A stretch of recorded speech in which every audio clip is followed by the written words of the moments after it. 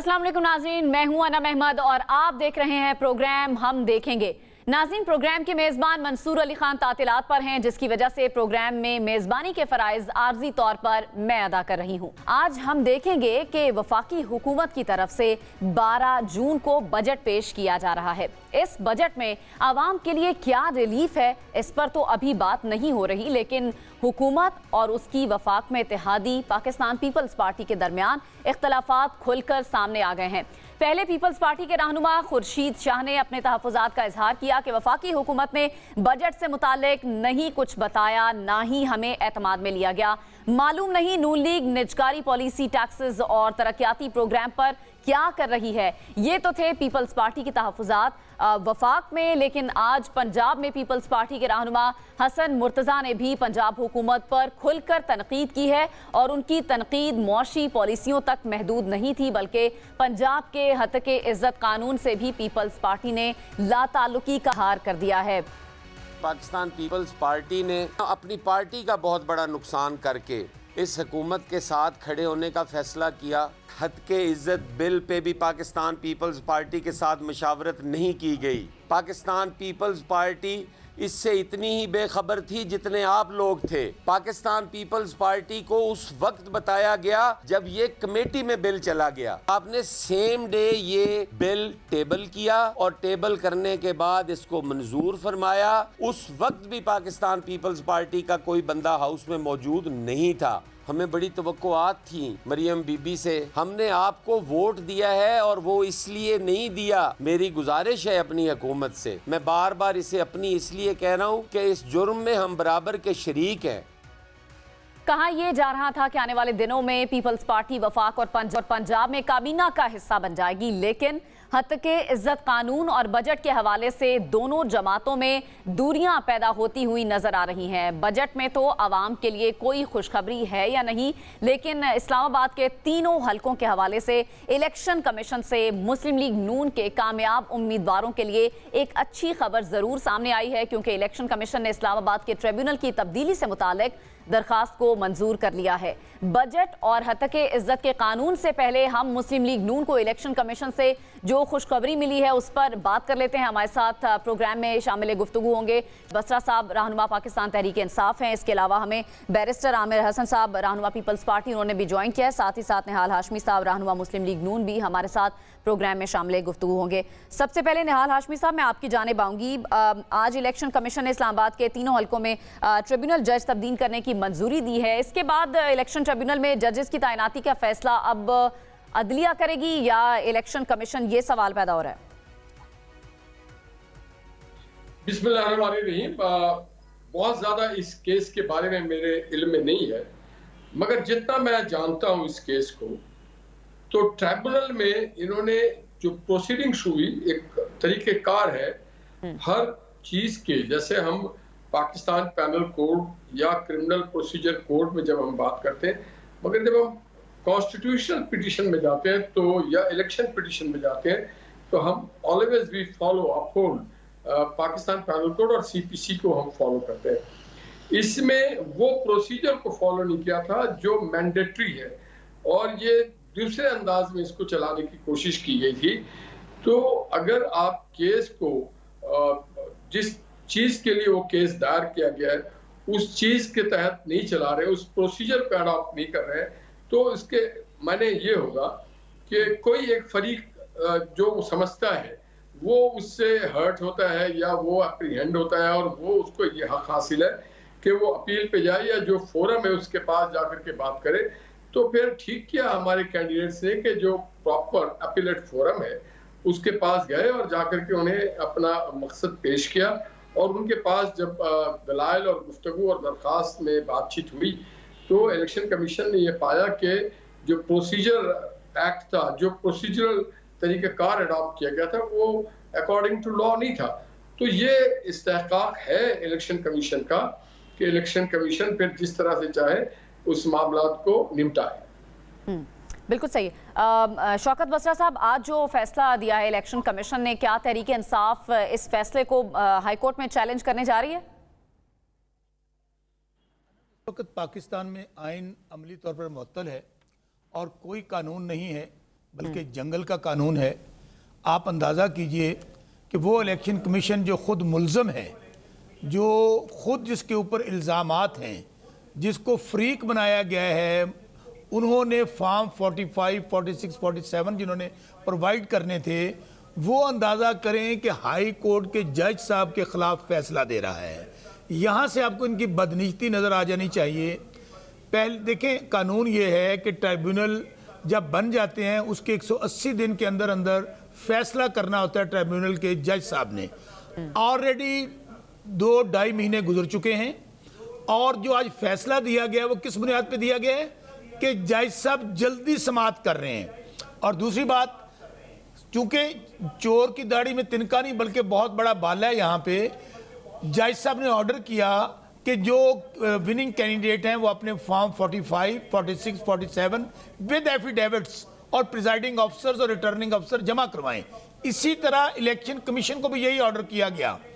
अब जो जीते हुए लोग हैं वो कह रहे हैं हमारे पास फॉर्म 45 नहीं है, हमें मौका दें, जबकि हमारे तीनों कैंडिडेट्स ने विद एफिडेविट्स पहली डेट पे फॉर्म 45 वहां पे प्रोवाइड कर दिए हैं। बदकिस्मती इस वक्त ये है कि मैं आज सुन रहा था जो मैडम चीफ मिनिस्टर हैं पंजाब में, हारी हुई जाली वजीर आला फॉर्म 47 की पैदावार, उनके शोहरे नामदार कैप्टन सफदर, वो कह रहे हैं कि ये इलेक्शन कमिश्नर फ्रॉड है, इलेक्शन कमिश्नर जो है ये चोर है। ये उनके अल्फाज में दोहरा रहा हूं, मैं अपने नहीं दोहरा रहा। आप इससे अंदाजा कर लें कि इस इलेक्शन, और खुद आज से 2 दिन पहले चीफ इलेक्शन कमिश्नर क्या फरमा रहे हैं कि इसके सबसे बड़ी वजह जिम्मेदार अदलिया है, जिनसे हमने जजेस मांगे थे और उन्होंने जजेस नहीं दिए। आपकी पार्टी इसको चैलेंज करने जा रही है हाई कोर्ट में? डेफिनेटली हम इसको चैलेंज करने भी जा रहे हैं। हम तो बार बार काजी फायजीसा साहब को एक पिटीशन पड़ी हुई है उनके पास 8 फरवरी के हवाले से कि सुओ मोटो लें और फुल कोर्ट बनाकर उसकी लाइव प्रोसीडिंग दिखाएं। आपको याद होगा कि इमरान खान साहब जब वीडियो लिंक पे पेश हुए तो उन्होंने अपनी जात का कोई मुतालबा नहीं किया। उन्होंने उस दिन, हालांकि वो जो नैब फ्रॉड केस चल रहा है वहां पर नैब की तरामीम लाए हैं चोरों को बचाने के लिए, खान साहब ने कहा अगर मैं इन तरामीम का फायदा उठाना चाहूं मुझे तो रिलीफ मिल जाएगा लेकिन मेरा मुल्क दिवालिया हो जाएगा। तो चीफ जस्टिस साहब 3 कमीशन बना दीजिए, 9 मई, 8 फरवरी और इंसानी हकूक के हवाले से। लेकिन कहीं शुनीद नहीं है, उल्टा एक चीफ इलेक्शन कमिश्नर जजों को कह रहा है कि आप कौन होते हो समाअत करने वाले। यहां से अब अंदाजा कर लें कि इस वक्त पाकिस्तान में आइन और कानून की क्या सूरत हाल है। बिल्कुल सही है। बैरिस्टर आमिर हसन साहब, इस्लामाबाद में अब एक ही चूंकि इलेक्शन ट्रिब्यूनल है तो कानून इस पर क्या कहता है? कानूनी तौर पर इलेक्शन कमीशन मुकदमात को इस्लामाबाद से बाहर किसी ट्रिब्यूनल में क्या मुंतकिल कर सकता है? क्या इस पर कानून क्या कहता है? देखिए, मैं समझता हूँ कि हमारे इलेक्शन कवानीन जो हैं उन्हें हर हारने वाली पार्टी नहीं मानती है और जीतने वाली पार्टी वो कवानीन कबूल होते हैं। मैं समझता हूँ कि इलेक्शन कमीशन ऑफ पाकिस्तान एक फ़ाइनल अथॉरिटी है साफ़ और शफाफ इलेक्शन करवाने के लिए, और अगर आप उस पर अदम एतमाद का इजहार करेंगे तो ट्रिब्यूनल कुछ भी कर लें उसे कब माना जाएगा। इसीलिए सियासी फ़ैसले या इंतखाबी फ़ैसले जब अदालतों में जाते हैं तो वो कभी भी वक़ार नहीं पाते हैं। मैं समझता हूँ कि जुरिस्डिक्शन तो इलेक्शन के मामले की पूरे पाकिस्तान के हाई कोर्ट्स की भी होती है और सुप्रीम कोर्ट्स की भी, सुप्रीम कोर्ट की तो होती है।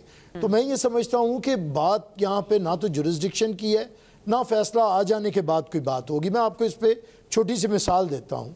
रिज़र्व सीट का मसला आया था, KPK की हाई कोर्ट ने जब वहाँ पे स्टे दिया और इनके हक में इन्हें रिलीफ दिया उन अरकान को, तो इन्होंने डंके बजाए।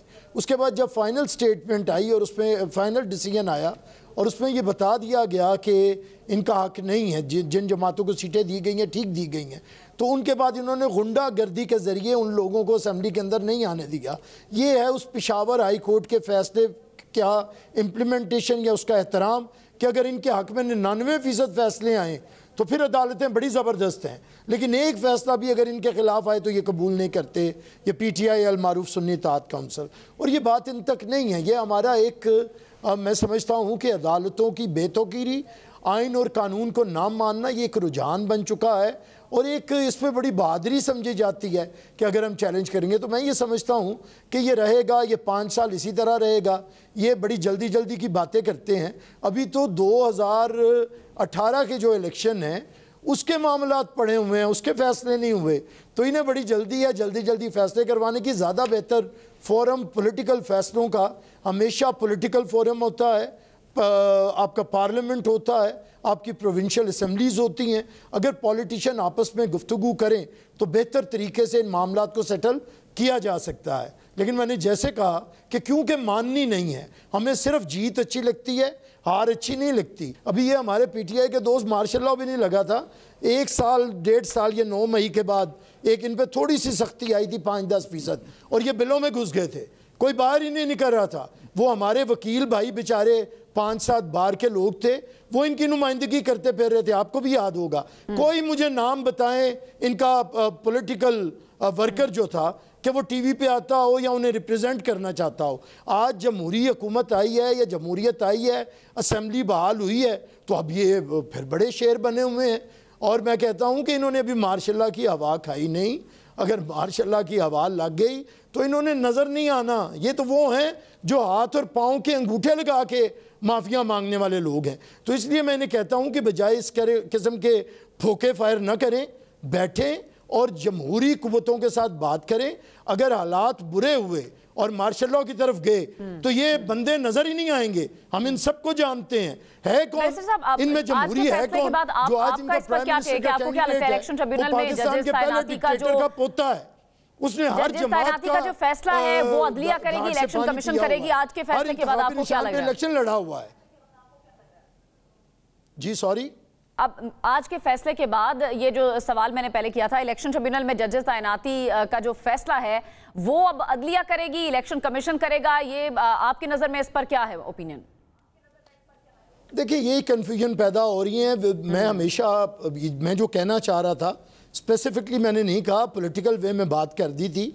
वो बात ये है कि अगर आप सियासी फैसले अदालतों में करवाएंगे तो जो आईनी इदारे होते हैं, खा वो इलेक्शन कमीशन ऑफ पाकिस्तान हो, हाई कोर्ट हो, ट्रिब्यूनल्स हो, वो हमेशा बेवकार होते हैं। इसलिए अगर एक तरफ से जाए, मैं बार बार ये बात करता हूँ कि अगर एक फोरम फैसला करता है तो दूसरा बेवकार होता है। हमने इदारों को आमने सामने खड़ा किया हुआ है, कभी इलेक्शन कमीशन और कोर्ट आमने सामने है, कभी ट्रिब्यूनल और इलेक्शन कमीशन आमने सामने है। इससे होगा क्या? फैसले तो नहीं होंगे, बिल्कुल, लेकिन मजीद कन्फ्यूजन बढ़ेगी और इदारों में रिफ्ट आएगा।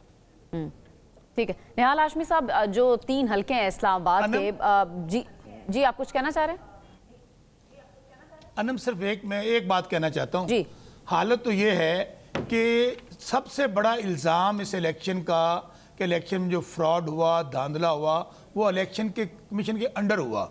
इलेक्शन कमीशन तो खुद हमारा मुल्ज़म है। हमारे जो इलेक्शन पिटीशंस दायर किए हैं, एक मुल्ज़म क्या फैसला दे सकता है? पहला सवाल। दूसरी बात, मेरे दोनों भाई भी वकील हैं कि अदलिया के खिलाफ तो ये सूरत हाल है कि आज पंजाब असम्बली में अदलिया के खिलाफ करारदाद पेश की है मुस्लिम लीग नून ने, जिस तरह नेशनल असम्बली में बातें हुई हैं।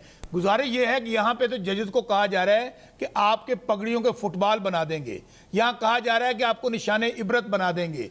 यहाँ पे जजेस जो है बेचारे वो जा रहे हैं सुप्रीम कोर्ट के, हमारे घरों के अंदर कैमरे लगे हुए हैं, हमारे लोगों को अगवा किया जा रहा है, और किस तरह मार्शल होता है। और बाकी रही बात ये, 9 मई के बाद जो जुल्म जबर बर्बरियत तहरीक इंसाफ के साथ हुई है, पार्टी तोड़ दी गई, यहां पर किसी के घर की चादर चार दीवारी के तकद्दस का ख्याल नहीं रखा गया, यहां पर 50-50 एक बंदे पे FIR दी गई, हमारी माएं बहनें बेटियां 1 साल से पाबंद सलासल हैं। आज देखिए डॉक्टर यास्मीन राशिद का क्या कसूर है, आलिया हमजा का क्या कसूर? क्या कभी मार्शल्ला में भी ऐसे हुआ था कि आपके ऊपर 50 पर्चे हैं, जमानत हो जाए तो फिर आपके ऊपर 10 पर्चे? आज हमारे लाहौर के अंदर सनम जावेद को कभी किसी एक प्रिजन वैन लेके फिर रही है, कभी सरगोदा के अंदर, कभी मयावाली के अंदर और कभी लाहौर के अंदर, तो उसको फेर रही है यहां पर। यह है आज का पाकिस्तान। बिल्कुल सही है। निहाल हाशमी साहब, अब 3 हल्कों की, जब मैं इस्लामाबाद के 3 हल्कों की बात कर रहे हैं, उसमें जीतने वाले उम्मीदवारों को जो तीनों मुस्लिम लीग नून से ताल्लुक रखते हैं, उनको ऐसा क्यों लग रहा है कि इलेक्शन ट्रिब्यूनल से उनको इंसाफ नहीं मिल पा रहा, या ऐसा तासुर दिया जा रहा है? इससे पहले कि ये इसका जवाब मैं दूं, मैं शौकत बसरा साहब की खिदमत में अर्ज करना चाहता हूं। जी। और आप सबके और पूरी कौम को आपके तवज्जो से कि एक बात बोले शौकत साहब या 100 बात बोले, ये सारी बेमायनी है। सिर्फ इसके पीछे एक ही नुक्ता है कि हमें वजीर आजम बना दो, हमें वजीर आजम बना दो, हम लाडले हैं, हमें वजीर आजम बना दो, हमें एनआरओ दे दो, हमारी इस्टेब्लिशमेंट से बात करा दो, ताकि हम फिर वही कुछ करते रहे जो हम 4 साल तक करते रहे। थोड़ा मादा होना चाहिए दूसरों को बर्दाश्त करने का। 2014 से मैं देख रहा हूँ इनकी पार्टी का यही वतीरा है कि ये इनको पता ही नहीं क्रिटिसाइज कैसे किया जाता है। मादर पिदर आजाद, गाली गलोज, बदतमीजी, बदलिहाज। और अभी जब उन्होंने सीएम पंजाब के हवाले से बात की कि जी वो 45 पे आ गई, देखिए जी आप एक आदमी के कहने से कुछ नहीं होगा, पूरे पंजाब के लोग, और वो डिलीवर कर रही है मरियम नवाज शरीफ साहबा वहां पे, जो आपका बुजदार नहीं कर सका। आप अपने घर को ठीक करें, बुजदार को ठीक करें, अपने कारकुनों को ठीक करें। ब्रदर ने अभी आमिर ने जो बात की वो ठीक बात है, आपके पास आप समेत कोई कारकुन नहीं है यार, आप वकीलों को लेकर के आगे लाते हैं, वकीलों से पार्टी है कहाँ आपकी? या जेल के बाहर सेल्फियां बनाते हैं या फिर ठीक है निहाल साहब, लेकिन क्या फॉर्म 47 सारे तीनों उम्मीदवारों के फिर आ रहे हैं सामने जल्द, हम ये उम्मीद करें? देखिए हर उम्मीदवार और हर लिटिगेंट को यह हक हासिल है कि अपना मुकदमा वो भरपूर तरीके से लड़े और उसके साथ नाइंसाफी ना हो। जो मेरे भाई ने बात की कि यह एफिडेविट दे दिया, वो एफिडेविट दे दिया, हर कानून का एक प्रोसीजर होता है, कानून प्रोसीजर से हट के आप नहीं कर सकते। सिविल केस में आप क्रिमिनल अप्लाई नहीं करते और क्रिमिनल में आप फैमिली नहीं अप्लाई कर सकते और फैमिली में आप कॉन्स्टिट्यूशनल नहीं कर सकते। तो वो बेहतर समझते हैं, वो मुनासिब समझते हैं। वहां के ये पहली बार नहीं हुआ है कि वो इलेक्शन जीते, वो कई बार उस हल्के से इलेक्शन जीते हुए हैं और वो लोग बहुत वहां के मकबूल लोग हैं। इनका मसला ये है कि इनका मसला हमें क्या इन्होंने पूरे साल ये जो 100 दिन गुजरा, क्या इन्होंने कभी अपने केपी के वजीर आला से पूछा कि जनाब अब आप वजीर आला हो, आपको तनख्वाह टैक्स के पैसे से मिलती है, आप जिस घर में रहते हो, जो बिजली इस्तेमाल करते हो, जो गाड़ी, जो पेट्रोल, वो सब इस सूबे के लोग और पाकिस्तान के लोगों के टैक्स के पैसे से। अब आप पार्टी के लिए काम नहीं करें, अब आप काम करें केपी के लिए, केपी के आवाम के लिए। मगर क्या बदनसीबी है कि ये केपी के आवाम के लिए खिदमत नहीं कर रहे हैं। ये लड़ाई झगड़ा, महास, टैक्स नहीं देंगे भाई, टैक्स नहीं देंगे तो आपके गाड़ी में पेट्रोल कैसे भरेगा? तो इनका हर बात में नेगेटिविटी पे है। पाकिस्तान को आगे बढ़ना है, लोग इनको बहुत पीछे छोड़ देंगे। ये इररिलेवेंट लोग हैं, ये इररिलेवेंट बातें करते हैं। फॉर्म 47 का निहाल हाशमी साहब मैंने आपसे पूछा था, वो उसका क्या होने जा रहा है? जो भी मैंडेटरी, देखिए जो भी रिक्वायरमेंट है, जो भी रिक्वायरमेंट होगी वो सारी चीज वो पेश करेंगे। यानी हम जल्द ये उम्मीद रखें। शौकत बसरा साहब आप कुछ कह रहे हैं?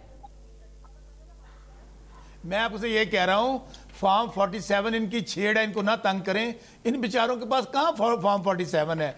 अगर मियां नवाज शरीफ हार गया है, जो कहा जा रहा था बड़ा सेरे सुरे बांध के लंदन प्लान करके उनको लाया गया, और आजकल कबूतर उड़ा रहे हैं, तोते उड़ा रहे हैं या तंदूरों के विजिट कर रहे हैं, वो वजीर आजम बनने आए थे।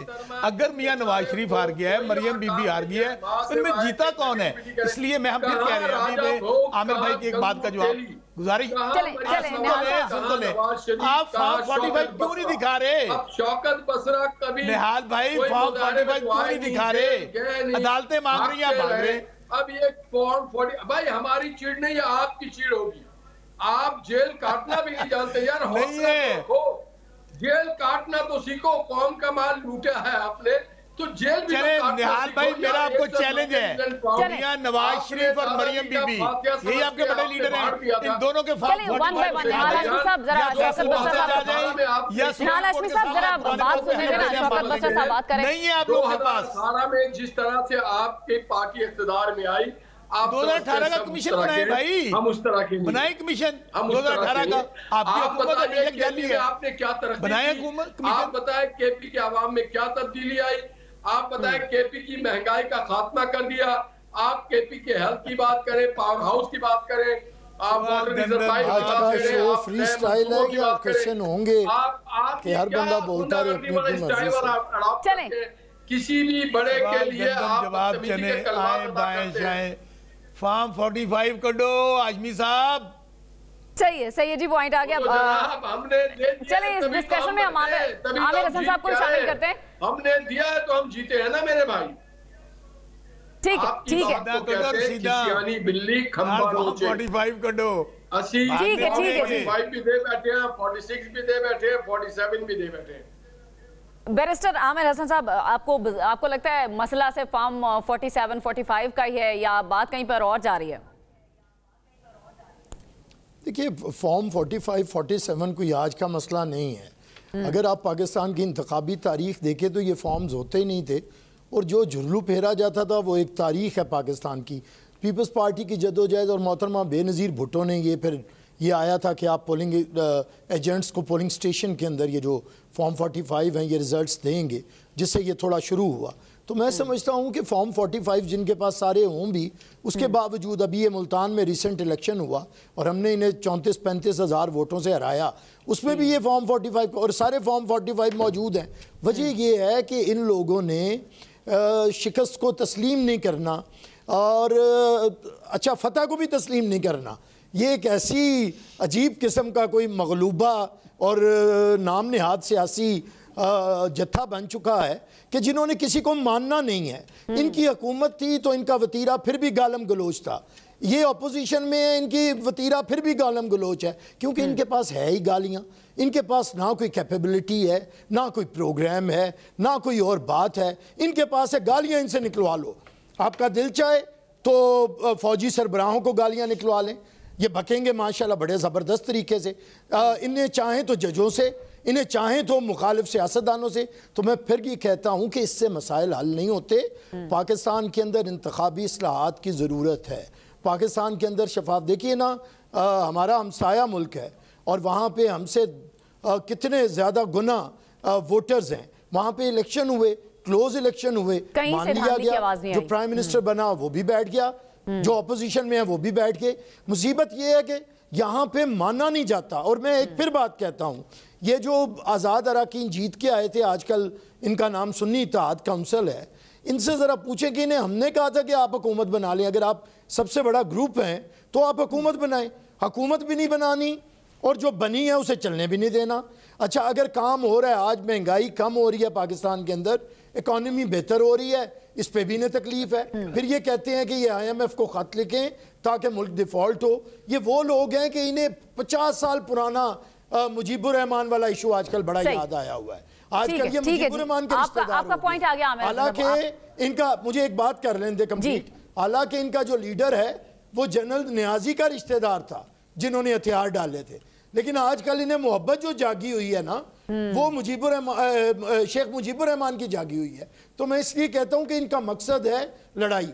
अब आपने जो दूसरा इशू जो कि मैं समझता था बहुत इंपॉर्टेंट है, हम लोग दूसरी तरफ उलझ गए हैं। आपने बजट के ऊपर बात करने का कहा था और बजट के ऊपर आपने कहा था कि बिल्कुल बजट के ऊपर हमने बात करनी है। आमिर साहब, बजट के ऊपर बात करनी है, लेकिन पहले मुझे ब्रेक की तरफ जाना है। ब्रेक से वापस आएंगे, हम डिस्कशन को यहीं से कंटिन्यू करेंगे।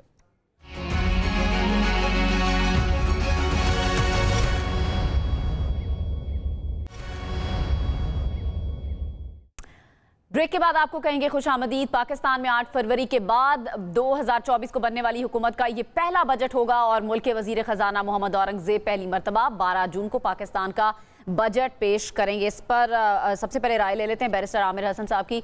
आमिर हसन साहब, पीपल्स पार्टी को कुछ तहफ़्फ़ुज़ात भी हैं वफाकी हुकूमत से, ये बताएं कि आवाम के साथ खड़ी है पीपल्स पार्टी या हुकूमत के साथ खड़ी है? देखिए, मैं समझता हूँ अवाम और हुकूमत कोई एक दूसरे के मुद्दे मुकाबिल नहीं खड़े हैं। अवाम के फैसले से ही हुकूमत बनती है और हुकूमत की ज़िम्मेदारी अवाम की खिदमत होती है, क्योंकि ताकत का सरचश्मा अवाम है। तो हम नहीं समझते कि ये कोई मद्दे मुकाबिल दो क़ुव्वतें हैं। जहाँ तक आपने बजट की बात की, और पीपल्स पार्टी तो बिल्कुल अवाम के साथ खड़ी है और अवाम के मुतालबात को हुकूमत तक पहुँचा भी रही है और कोशिश कर रही है कि हुकूमत अवाम की ख्वाहिशात के मुताबिक परफॉर्म करे। देखिए, हमारे कोई तहफ़्फ़ुज़ात नहीं हैं। अगर मैं कहूँ तो हमारी लीडरशिप, खा वो प्रेसिडेंट आसिफ अली ज़रदारी हों या चेयरमैन बिलावल भुट्टो हों, उनकी तरफ से किसी तरह के भी तहफ़्फ़ुज़ात का इज़हार नहीं किया गया है। लेकिन मैं एक बात विद इन पार्टी बताऊँ कि पार्टी सेकेंड टीयरशिप या पार्टी के वर्कर्स के अंदर बेचैनी ज़रूर है। हम ये समझते हैं कि ये यानी हुकूमत जो हमारी वजह से टैक्सेस लगा रही है हुकूमत, आप हुकूमत के साथ हैं इसमें, पीपल्स पार्टी साथ है? नहीं, मेरी बात सुन लें। इस मुल्क के अंदर तो 10 सीटों वाला 186 सीटों वालों से वजारत आला ले लेता है, और हम बड़ा हिस्सा होने के बावजूद हमने इनसे कोई वजारत भी नहीं ली है, हुकूमत चलाने का कहा है। लेकिन हम ये देख रहे हैं कि वो बजट जो हमारी वोट्स के बगैर मंजूर नहीं हो सकता, उसमें अभी तक हुकूमत ने ऑफिशियली हमसे तजावीज़ नहीं मांगी हैं, जो कि तहफ़्फ़ुज़ात हमारी पार्टी के अंदर ज़रूर हैं। क़यादत ने उस पर तहफ़्फ़ुज़ात का इज़हार नहीं किया। दूसरी बात, मैं आपको 1-2 एग्जांपल्स देना चाहूँगा कि देखिए, जो तासुर इस वक्त आ रहा है कि सदर पाकिस्तान आसिफ अली जरदारी हैं, जो हमारी पार्टी के अंदर वर्कर्स का या सेकेंड ईयर ऑफ और थर्ड ईयर ऑफ लीडरशिप का है, कि वज़ीर आज़म का उनके साथ मुशावरत का फुकदान है। वज़ीर आज़म और किसी के साथ तो अपनी तस्वीर बनवा के और फिर के दिखाते हैं, लेकिन सदर पाकिस्तान के साथ उनकी मुशावरत नज़र नहीं आती है। मैं इस पे आपको फिर बताना चाहूँगा कि पीपल्स पार्टी की जो 2008 से 13 तक के दरमियान हुकूमत थी, तो सदर, वज़ीर आज़म और जहाँ पे ज़रूरत होती थी आर्मी चीफ, इनकी एक मुशावरत रहती थी, जिससे फ़ैसले बड़े क्विक भी होते थे और बेहतर होते थे। लेकिन अभी जो फुकदान है कि वज़ीर आज़म उस तरह से, हम जो देख रहे हैं पार्टी के लोग के सदर के साथ उनकी मुशावरत का फुकदान है। फिर पार्लियामेंट्री पार्टी जो सबसे बड़ी है PMLN के बाद, पीपल्स पार्टी, उसके साथ मुशावरत का फुकदान है।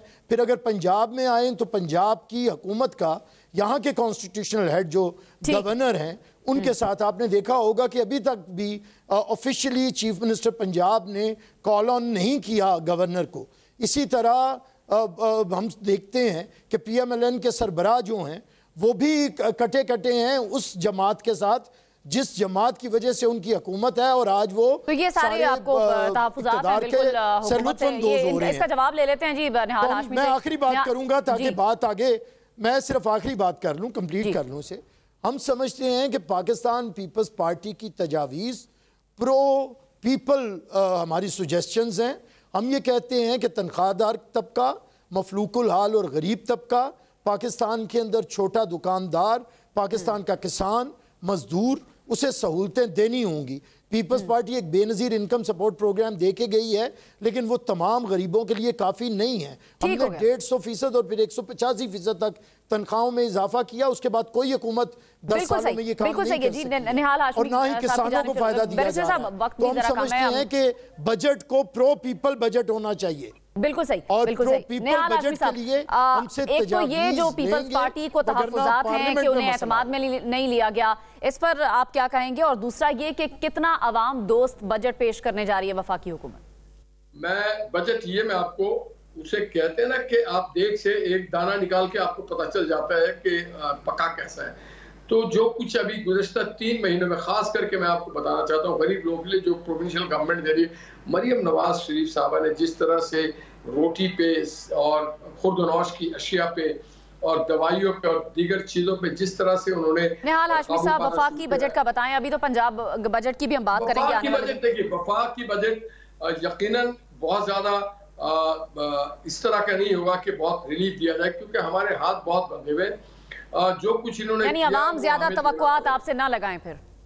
देखिए, नहीं, गरीब आदमी को तो रिलीफ मिलेगा। मैं तो साहिब हैसियत लोगों से कहना चाहता हूँ कि टैक्स दे, आगे बढ़े, टैक्स दे, ताकि आपके गरीब जो भाई है उनका बोझ कम हो। मैं समझता हूँ कि अभी इस पे कमेंट्स करना गलत और नामुनासिब होगा, क्योंकि अभी बजट जो डॉक्यूमेंट आप हुकूमत में, आपने हर हाल में लोगों से टैक्स लेना है। बिल्कुल सही। बता दूं कि अवाम के खिलाफ नहीं होगा, अवाम दोस्त तो हो सकता है, अवाम मुखालिफ नहीं होगा। आप देख रहे हैं कि हमने पेट्रोल में मुसलसल कीमत कम की है, पेट्रोल में कम की है। हम एजुकेशन बजट बढ़ाएंगे, हम हेल्थ का बजट बढ़ाएंगे इंशाअल्लाह ताला, हम इंफ्रास्ट्रक्चर का बजट बढ़ाएंगे, हम एनर्जी सेक्टर को बेहतर करेंगे, हम एग्रीकल्चर सेक्टर के अंदर अपने बजट को बढ़ाएंगे।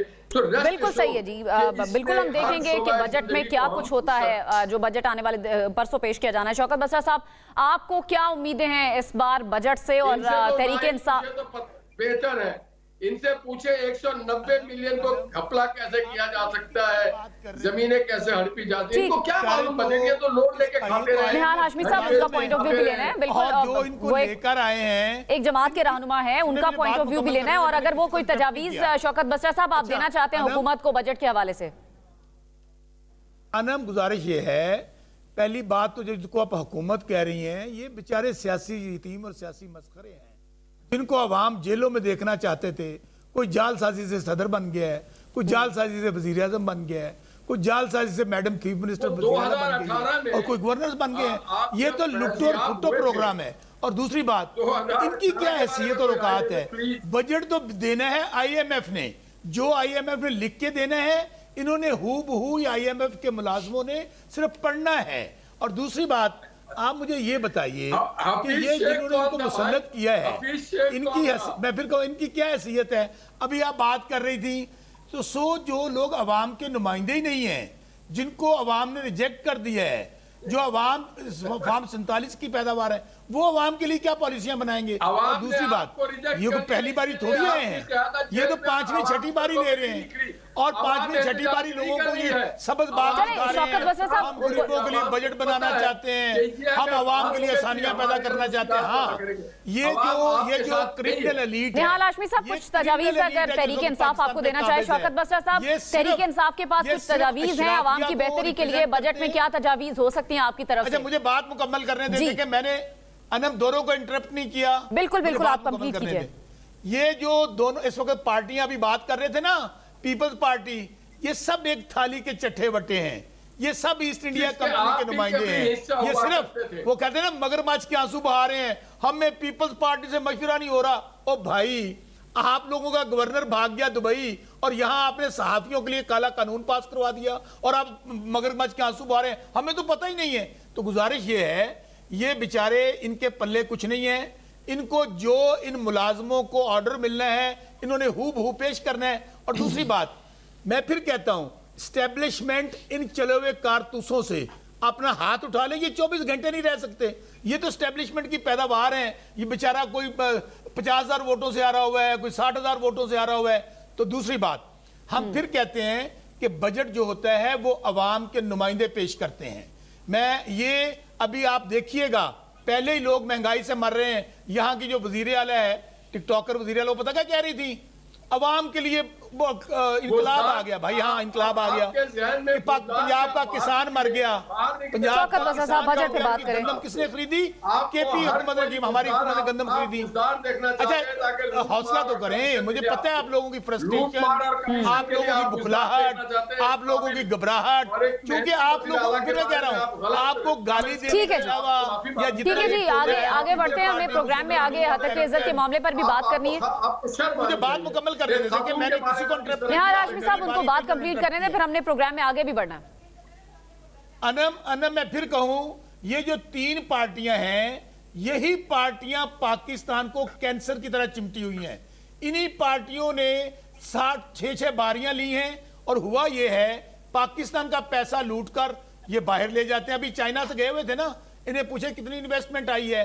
जब पाकिस्तान का इन्वेस्टर भाग रहा है, जब पाकिस्तान में इन्वेस्टमेंट करने को तैयार नहीं है, तो इनके कहने पे कौन इन्वेस्टमेंट करेगा? ये अवाम बजट दुश्मन होगा, ये किसान दुश्मन बजट होगा। ठीक है, यानी आपको कोई तवक्कुआत नहीं है इस बजट से? हाँ, ये जरूर होगा, जो बजट लेकर आएंगे उसमें से दिहाड़ियां लगाएंगे, बिल्कुल ठीक है जी। और उसके बाद शौकत बसरा साहब, आगे बढ़ना है प्रोग्राम में। हमने हतक इज्जत कानून की बात करनी है, उस पर जरा आ जाते हैं। ठीक है, आपका पॉइंट आ गया। पंजाब हुकूमत ने हतक इज्जत बिल 2024 का गजट नोटिफिकेशन जो है वो भी जारी कर दिया है। हतक इज्जत बिल के तहत ट्रायल से कबल 30 लाख रुपए तक के हर्जाने भिजवाया जा सकेगा और इस गजट नोटिफिकेशन के बाद हतक इज्जत कानून पंजाब में फौरी नाफिजुल अमल होगा। बैरिस्टर आमिर हसन साहब, पहले मैं आपकी जानिब आऊंगी। इस हतक इज्जत बिल पर पीपल्स पार्टी को क्या तहफ़्फ़ुज़ात है, वो जरा आज बताएं।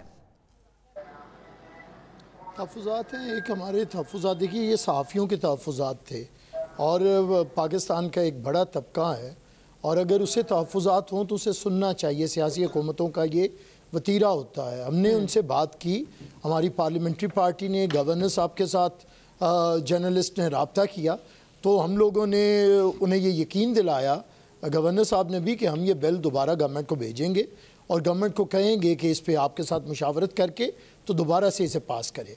और हमें उम्मीद थी कि यहाँ पे हमारी पार्लियामेंट्री पार्टी के साथ PMLN रब्ता करेगी, लेकिन गवर्नमेंट ने हमारे साथ बिल्कुल रब्ता नहीं किया। हम ना तो इनके साथ वोट में शरीक हुए, ना ये बिल बनाने में, ना उसके पास करने में।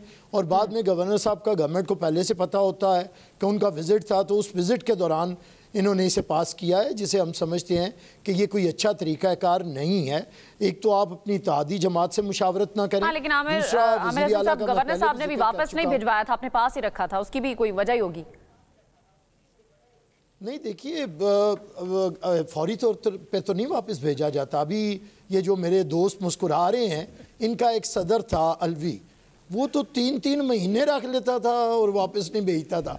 देखिए, अभी मैं सिर्फ आपको ये कहना चाहता हूँ कि हम कोई भी प्रोडक्टिव गुफ्तगू की बजाय ना ताना जनी पे उतर आते हैं, बड़ा लो लेवल हो जाता है। अभी बसरा साहब ने फरमाया कि सदर भी कोई साजबाज से बन गया है, वजीर आजम ये है, चीफ मिनिस्टर को ये थीफ मिनिस्टर कह रहे हैं। अच्छा, अब आते हैं इन 3 ओहदों पे इनके लोग थे।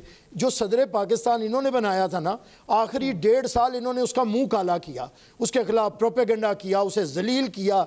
ये सदर अलवी को इमरान खान ने उससे मिलने से इनकार किया। उसके बाद जो इनका तोहफा था पंजाब के लिए बुजदार, पता नहीं आज तक इन्हें उस पर शर्म आई है या ये बिल्कुल टोटली बेशरम है। जवाब दे दिया है कि हमारे तहफ़्फ़ुज़ात हैं बिल के ऊपर। ठीक है, आपका पॉइंट आ गया। 1-2 दिन में तो नहीं होता ना कि वापस भेज देना था। उन्होंने लीगल एडवाइस मांगी थी अपने लीगल एडवाइजर से, और उसके बाद विद इन फ्यू डेज हमने गवर्नमेंट के साथ, क्योंकि हमने कोई दिखाना तो नहीं, तमाशा तो नहीं लगाना, हम मसले का हल चाहते हैं। बिल्कुल, मसले का आप हल चाहते हैं। सही है बैरिस्टर साहब, आपका पॉइंट आ गया। निहाल हाशमी साहब, मुस्लिम लीग नून ने हतके इज्जत कानून की मंजूरी में क्या जल्दबाजी का मुजाहिरा किया है, ऐसा भी एक तासुर आ रहा है? चंद काली भेड़ अगर मीडिया में या सोशल मीडिया में या व्लॉगर्स या यूट्यूबर्स हैं, वो जिस तरह से लोगों के, चंद की बात कर रहा हूं, जिस तरह से लोगों की, इदारों के, मुल्क की बदनामी बेइज्जती करें, जिस तरह से कल न्यूयॉर्क में, भाई खेल में हार जीत होता है। आप झंडा लेके आ गए पाकिस्तान के खिलाफ, आप झंडा लेके आ गए पाकिस्तान के खिलाफ, आप कायद आज़म का फोटो लेके नहीं आते। तो ये एक पूरा सेट एजेंडा है डिफेमेशन का, भतक इज्जत का। शरीफ आदमी को डरना नहीं चाहिए, इसमें सच बोलने से भी नहीं डरना चाहिए। अगर आपने कोई सच बात लिखा है तो आपको खौफ नहीं आना चाहिए, आप डिफेंड कर लेंगे। मगर अगर आपने किसी के ऊपर, किसी के इज्जत पर हरफ डाला, कोई खातिन है, कोई बच्चे हैं, हमारी बेटियां हैं, माएँ हैं, बहनें हैं, खानदान है, तो इस तरह से तो नहीं होगा ना। एक मिनट, हम यूट्यूबर्स के हुकूमत नहीं है, हमें पंजाब के 12 करोड़ लोगों की जान, माल, इज्जत, आबरू की अमीन है जो पंजाब की हुकूमत है, और मरियम नवाज साहबा, उनका फर्ज बनता है कि वो पंजाब की खवातीन का, बेटों का हिफाजत करे, उनकी इज्जत का, उनकी नामूस की हिफाजत करे, उनकी पगड़ी और ठीक हो गया। निहाल हाशमी साहब, आपका क्या पॉइंट ऑफ व्यू है इस पर? हतक इज्जत कानून को तहरीक इंसाफ कब चैलेंज करने जा रही है शौकत बसरा साहब? अनम, ये काला कानून है। काले कानून को हम मुस्तरद करते हैं, हम साहबी भाइयों के साथ खड़े हैं। असल में इनका मसला ये है कि इनका माइंड सेट ये है आमरीत वाला। ज़ियाउल हक की चूंकि रूहानी औलाद हैं, इनको पता है कि अवाम में तो हमारी जड़ें नहीं हैं, अवाम से घबराए हुए हैं, इस तरह ये काले कवानीन पास करवा रहे हैं। हम इसको मुस्तरद करते हैं, और उसकी वजह आप देखिए कि इस वक्त ये पाकिस्तान में जंगल का कानून है, किसी की जान माल इज्जत महफूज नहीं है। यहाँ पे अजहर मशवानी साहब हमारे भाई हैं, उनके 2 भाई प्रोफेसर हैं, उनको उठा लिया गया है, वो उनको किसी अदालत में पेश नहीं कर रहे। डॉक्टर शहबाज गिल के भाई हैं गुलाम शबीर, उनको उठा लिया गया है। असल में ये चाहते ये हैं कि हम बंदूक के जोर पे, धन दोस्त धांधली के जरिए हम हुकूमत चलाएं। तो ये भूल है इनकी, इस तरह ये जाली हुकूमत नहीं चलेगी। पहले भी बड़े बड़े आमिर आए हैं यहाँ पर ज़ियाउल हक भी रहा, यहाँ परवेज मुशर्रफ भी रहा, याह्या खान भी रहा, ये उनके मानने वाले हैं। सो ये अमीरुल मोमिनीन बनना चाहते हैं, ये चाहते हैं कि शौकत बसरा साहब बिल्कुल सही है। वक्त की बहुत ज्यादा कमी है हमारे पास, बजट के हवाले से गुफ्तगू हो गई है, लेकिन हमें ब्रेक की तरफ जाना है। ब्रेक से वापस जब आएंगे तो बात करेंगे पाकिस्तान क्रिकेट बोर्ड की और पाकिस्तान क्रिकेट जो टीम है उसकी मुसलसल नाकामियों। ब्रेक के बाद आपको कहेंगे खुशामदीद। बात करेंगे हम पाकिस्तान क्रिकेट टीम की। क्रिकेट बोर्ड के चेयरमैन के इस्तीफे का मुतालबा भी जोर पकड़ने लगा है, लेकिन चेयरमैन पाकिस्तान क्रिकेट बोर्ड का जो बयान आया है कल की हार के बाद, उन्होंने टीम में सर्जरी का ऐलान किया है। जरा जल्दी से आप तीनों इस पे कमेंट दें कि क्या उनको इस बयान के बाद वो अपने आप को बरी जिम्मा करार देना चाहते हैं। पहले निहाल हाशमी साहब आपकी तरफ आऊंगी। नहीं, मैं इससे इत्तेफाक नहीं करता हूं। मैं समझता हूं प्लेयर्स पे प्रेशर नहीं डालना चाहिए, खेल को खेल समझना चाहिए, हमारे खिलाड़ियों को धमका के नहीं रखना चाहिए। और तो ऐसे टाइम में स्टेटमेंट नहीं देना चाहिए मेरा काम है क्रिकेट पे कमेंट्स करना। एक प्रोफेशनल गेम है, इसमें प्रोफेशनल लोगों को हैंडल करने देना चाहिए। ठीक है, बैरिस्टर आमिर हसन साहब। बदकिस्मती ये है कि हमने सारे खेलों की कुर्बानी दे के एक क्रिकेट बचाया था, सारी इन्वेस्टमेंट उस पर की है और उसका ये रिजल्ट आ रहा है। मेरे ख्याल से बजाय क्रिकेट करने के खेल के तमाम फंड्स मुसावी तौर पे तमाम खेलों में तकसीम किए जाएं। ये नहीं है कि पाकिस्तान में एक ही क्रिकेट के लिए इतनी जज्बातियत आ जाए कि हम फ़कत एक कप्तान को, फिर हमने पता है वर्ल्ड कप जीतने पे आज तक उनका सबसे बड़ी बात ये है कि इन्होंने वर्ल्ड कप जीता था इसलिए वज़ीर आज़म बना दें। तो मैं ये समझता हूँ कि इतनी जज्बातियत नहीं होनी चाहिए। खेलों के फंड तमाम खेलों में मुसावी हों। क्रिकेट में भी अगर बेहतरी की ज़रूरत है तो बिल्कुल नीचे ग्रास रूट लेवल पे उसे बेहतर करना चाहिए। तमाम गेम्स को बेहतर होना चाहिए। तमाम गेम्स में इक्वल फंड्स को डिस्ट्रीब्यूट करना चाहिए। बिल्कुल सही। खेल को तरजीह देनी चाहिए, हॉकी को। अच्छा, बात ये है, चलें शौकत बसरा साहब, क्या मोहसिन नकवी बरी जिम्मा है अपने स्टेटमेंट के बाद? मोहसिन नकवी जैसे चहेतों को जब इदारों के सरबराह लगाएंगे तो इसी तरह इदारे तबाह बर्बाद होंगे जिस तरह बाकी इदारे तबाह बर्बाद हो चुके हैं। मोहसिन नकवी को फिलफौर इस्तीफा देना चाहिए।